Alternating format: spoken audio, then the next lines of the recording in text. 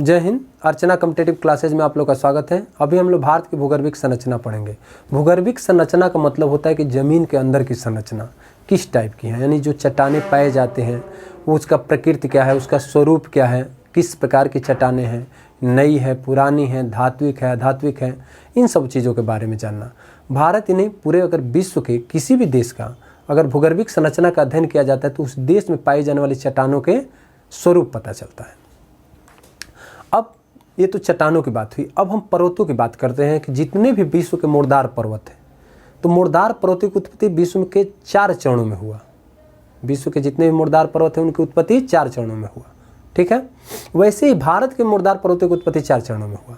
अब विश्व का जो 4 चरण था, जैसे pre Palaeozoic, Palaeozoic, Mesozoic, Cenozoic, Neozoic. ठीक है, तो प्री पैलियोजोइक अति प्राचीन था, उसके बाद पैलियोजोइक जो कि प्रथम चरण कहा गया, प्रथम चरण, उसके बाद मेसोजोइक द्वितीय, सेनोजोइक तृतीय और चतुर्थ नियोजोइक। ठीक है, अब भारत का प्रथम चरण में अरावली पर्वत बनी थी जो कि सबसे प्राचीन है। ठीक है, वो प्री कैम्ब्रियन युगीन है और धारवाड़ क्रम की चट्टानें हैं जो कि अब एक अवशिष्ट पर्वत के रूप में बची हुई है। ठीक है, तो इसमें क्वेश्चन भी आता है कि भारत की सबसे प्राचीन पर्वत कौन सा है, तो कौन सा है? अरावली। ऑप्शन में दे देगा अरावली, हिमालय, बिंद, सतपूर्णा, तो ये हो जाएगा। अब अपक्षय और अपर्दन को समझते हैं।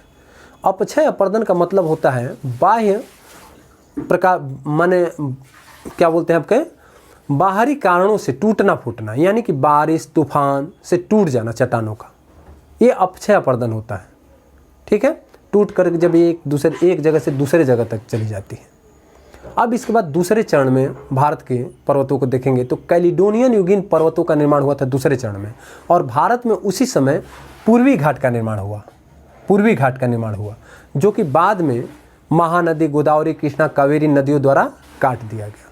ठीक है, यह कुड़प्पा भूसन्नति से इसका निर्माण हुआ था, पूर्वी घाट का। अब तीसरे चरण की बात करते हैं। तीसरे चरण में आपका सतपूर्णा और बिंद पर्वत का निर्माण हुआ। ठीक है, जो कि बिंधन भूसन्नति से निर्माण हुआ था, और इसके बीच में, दोनों के बीच में एक भ्रंश घाटी है। मान लीजिए आपका है बिंद और ये सतपुड़ा, इसके बीच में भ्रंश घाटी है, और यहाँ से नर्मदा नदी पूरब से लेकर के पश्चिम को प्रवाहित होती है। ठीक है, इसी कारण से बिंद और सतपुड़ा को भ्रंशित पर्वत भी कहा जाता है। और चौथे चरण में हिमालय का बृहद हिमालय, लघु हिमालय और शिवालिका बना। और जब बृहद हिमालय का निर्माण हो रहा था तो इंडियन प्लेट तिब्बत प्लेट से टकराई, जिसके कारण ये पश्चिमी घाट जो पर्वत है ये समुद्र में अधोगमित हो गया, यानी समुद्र के अंदर चला गया। और इसका जो दक्षिण क्या बोलते हैं आपका पश्चिमी घाट पर्वत है, ये पर्वत न होकर के प्रायद्वीपीय भारत का, यानी दक्षिण का प्रायद्वीपीय पठार का एक कगार है, यानी किनारा है। ये है 4 चरणों में। प्रथम में अरावली बनी, दूसरे में पूर्वी घाट पर्वत बना, तीसरे में बिंद और सतपुड़ा पर्वत बना, और चौथे चरण में आपका हिमालय और पश्चिमी घाट का निर्माण हुआ। क्लियर है? अब इसके बाद से इसमें क्या है कि इसमें पुरानी से नई चट्टानों द्वारा ये बना था, यानी इसमें सभी सम्मिलित थे, पुराने और नए। जब देखेंगे आप राजस्थान में, जैसे नागौर डिस्ट्रिक्ट में, वहाँ की जो संगमरमर है वो बहुत ही पहले बना था और 1 नंबर क्वालिटी का है। यही भेड़ाघाट मध्य प्रदेश जबलपुर में आप देखेंगे तो इसका बाद में बना, तो इसकी क्वालिटी उतनी अच्छी नहीं है। ठीक है, तो ये चीज़ है। अब इसके पूरे चट्टानें भारत में कहाँ कहाँ पाई जाती हैं और किस क्षेत्र में प्राचीन चट्टानें पाई जाती हैं और किस में नवीन चट्टानें, इसको हम लोग देखेंगे। ठीक है, तो इसको भी 4 चरणों में बांटा जाता है, चट्टानों की उत्पत्ति की भी। और भारत के चट्टानों की उत्पत्ति को भी 4 चरणों में बांटा गया है, जिसमें पहला आर्कियन समूह की चट्टानें, दूसरा मैंने यहाँ पे नोट भी किया है आर्कियन समूह की चट्टानें, दूसरा पुराण समूह की चट्टानें, तीसरा द्रविड़ियन समूह की चट्टानें और चौथा आर्यन समूह की चट्टानें। ठीक है, तो पहला में आपका आर्कियन धारवाड़, दूसरे में धारवाड़ और कुड़प्पा, और तीसरे में बिंधन और ढक्कन, और चौथे में गोंडवाना क्रम, ढक्कन क्रम, टर्शियरी और क्वार्टरली। ठीक है, अब इनको पूरे को अगर भारत में बांटा जाए तो 3 विस्तृत भागों में बांटा जाता है भारत को, और उसमें पहला दक्षिण का प्रायद्वीपीय पठार सबसे पहले यही बना था, क्योंकि इसे गोंडवाना लैंड का भाग कहा जाता है। अब गोंडवाना लैंड क्या है, जब वेगनर का महाद्वीपीय विस्थापन सिद्धांत पढ़ेंगे तो उन्होंने बताया है कि कार्बोनिफेरस युग में जितने भी पृथ्वी के स्थल है ये आपस में जुड़े हुए थे, ठीक है। तो इसे बोला जाता था पैंजिया। क्या बोला जाता था? जितने भी महाद्वीप हैं सब एक साथ थे और इसे पैंजिया बोला गया। और इसके चारों तरफ पानी था जिसे पैंथालासा बोला गया, पैंथालासा। बाद में ट्रियासिक युग में ये दो भागों में यानी उत्तरी और दक्षिणी भाग में टूटा। जब उत्तरी और दक्षिणी भाग में टूटा तो एक हो गया ये अंगारा लैंड, ठीक है, और ये दक्षिणी वाला भाग हो गया गोंडवाना लैंड, गोंडवाना लैंड, ठीक है। और बीच में एक टेथिस सागर निकल गया। कौन सा? टेथिस सागर। बाद में फिर ये जब अलग अलग भागों में टूटा तो ये भारत पहले गोंडवाना लैंड का भाग था, यहाँ पर भारत था तो भारत गोंडवाना लैंड का भाग हुआ, ठीक है। क्वेश्चन भी आता है कि भारत किसका भाग था? अंगारा लैंड, गोंडवाना लैंड, तो ये गोंडवाना लैंड का भाग हुआ। बाद में भारत जब ये भी टूट गया ऐसे करके, ठीक है, कई भागों में टूटा तो भारत उत्तर और पूर्व की तरफ प्रवाहित हुआ और टेथिस सागर पर दबाव बनाने लगा। जब टेथिस सागर पर दबाव बनाने लगा तो हिमालय का निर्माण शुरू हो गया, यानी इंडियन प्लेट और यूरेशियन प्लेट टकराने लगी तो हिमालय का निर्माण हो गया। तो दूसरे चरण में कौन सा बना? हिमालय, ठीक है। इसके बाद से हिमालय की नदियों और प्लस प्रायद्वीपीय भारत की नदियों द्वारा लाए गए, इन लोगों ने जो काट करके मट्टी को लेकर गए थे तो इससे पूरा उपजाऊ मैदान भाग का निर्माण हुआ, यानी मैदान भाग बन गए पूरा, ठीक है। तो पहले दक्षिण का प्रायद्वीपीय पठार, उसके बाद से फिर हिमालय, उसके बाद से मैदानी भाग, ठीक है। तो अभी हम पढ़ेंगे दक्षिण का प्रायद्वीपीय पठार। और दक्षिण के प्रायद्वीपीय पठार में 6 प्रकार की चट्टानें थी। कौन कौन सी? आर्कियन क्रम की चट्टानें, धारवाड़ क्रम की चट्टानें, देखिए यहाँ पर मैंने लिखा है आर्कियन क्रम की चट्टानें, ठीक है। दूसरा धारवाड़ क्रम की चट्टानें, तीसरा कुड़प्पा क्रम की चट्टानें, उसके बाद से बिंद क्रम की चट्टानें चौथा, उसके बाद से पांचवा गोंडवाना क्रम की चट्टानें और छठवां दक्कन क्रम की चट्टानें, ठीक है। ये 6 चट्टानें पाई जाती है दक्षिण का प्रायद्वीपीय पठार में, ठीक है। तो जो आर्कियन क्रम की चट्टानें जो पहली है ये इनमें सबसे प्राचीन है। अब इनको हम एक एक को देखेंगे। अगर आपको ये याद नहीं आता है तो ऐसे भी लिख सकते हैं, आधा, ठीक है, कूड़ा, बिंद, गोंड, दक, इससे हो जाएगा आर्कियन, धारवाड़, कुड़प्पा, बिंद, गोंडवाना और दक्कन क्रम की चट्टानें। अब आर्कियन को हम समझेंगे, ठीक है।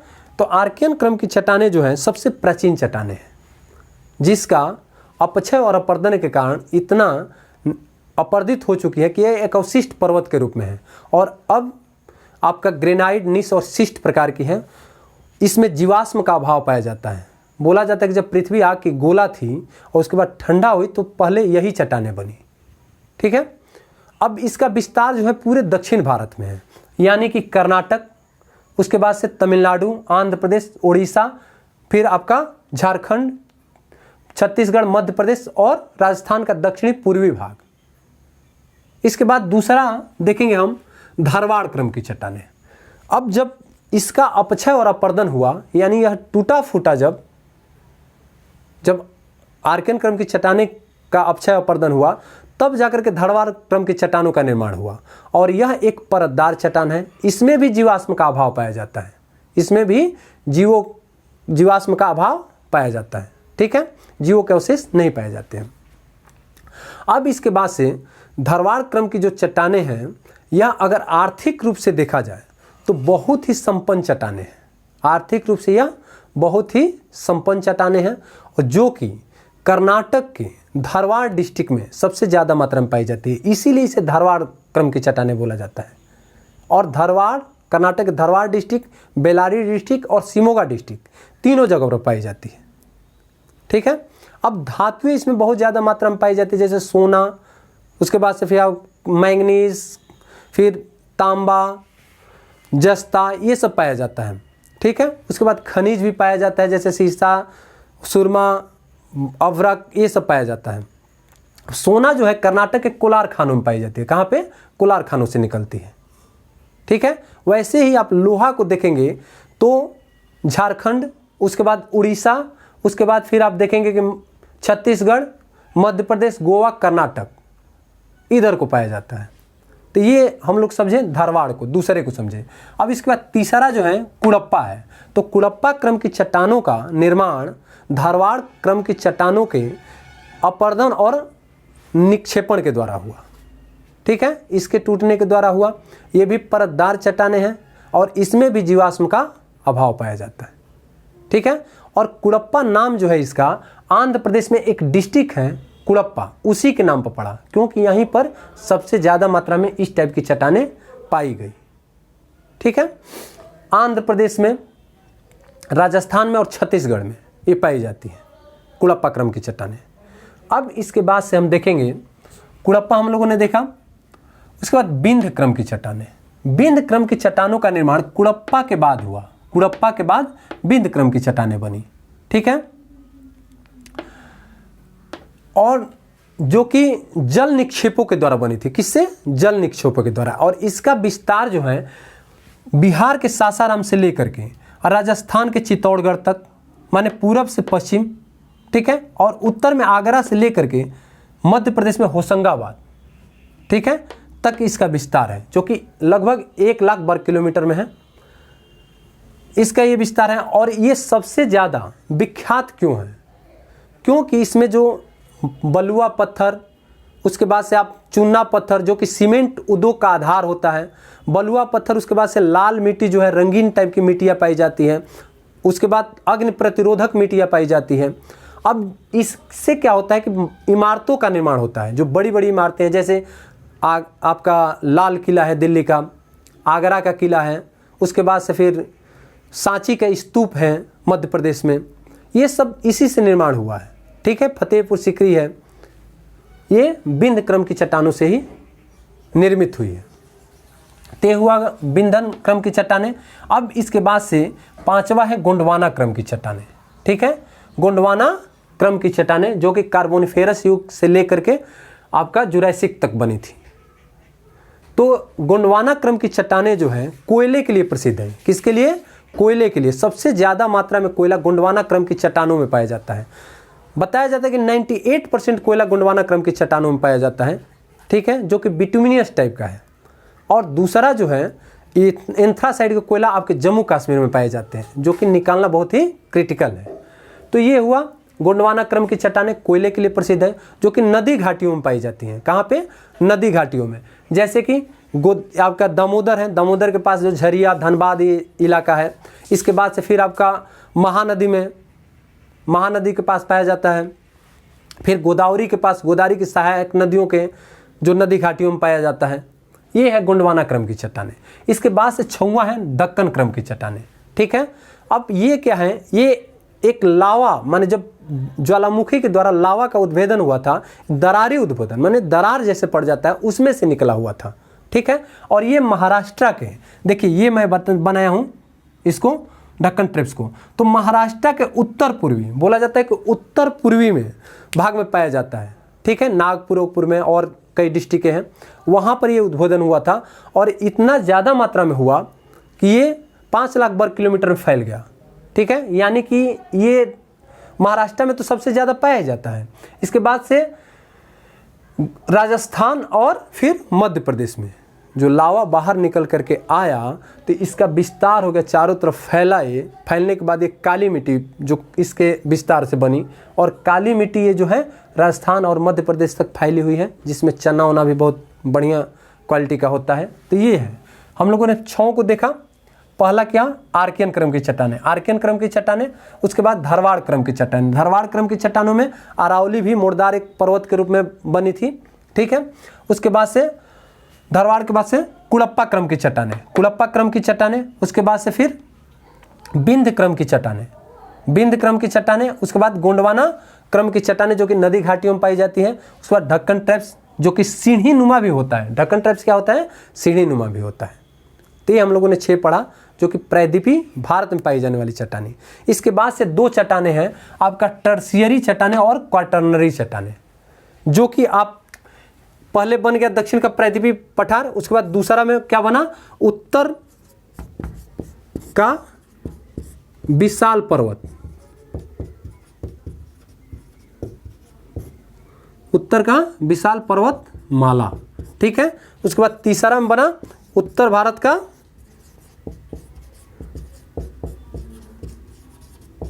विशाल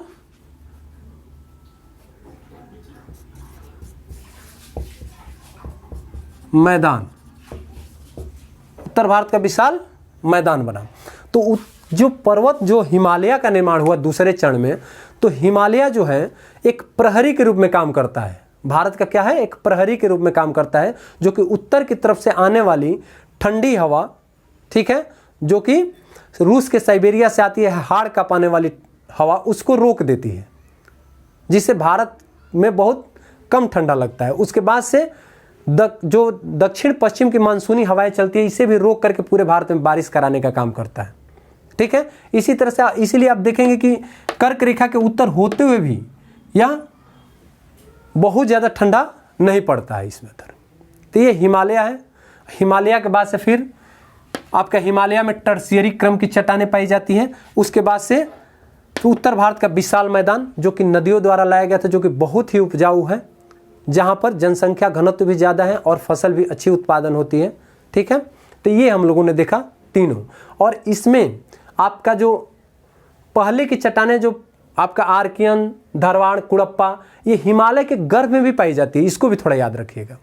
तो मुझे आशा है कि आप लोग को अच्छा समझ में आ गया होगा। धन्यवाद।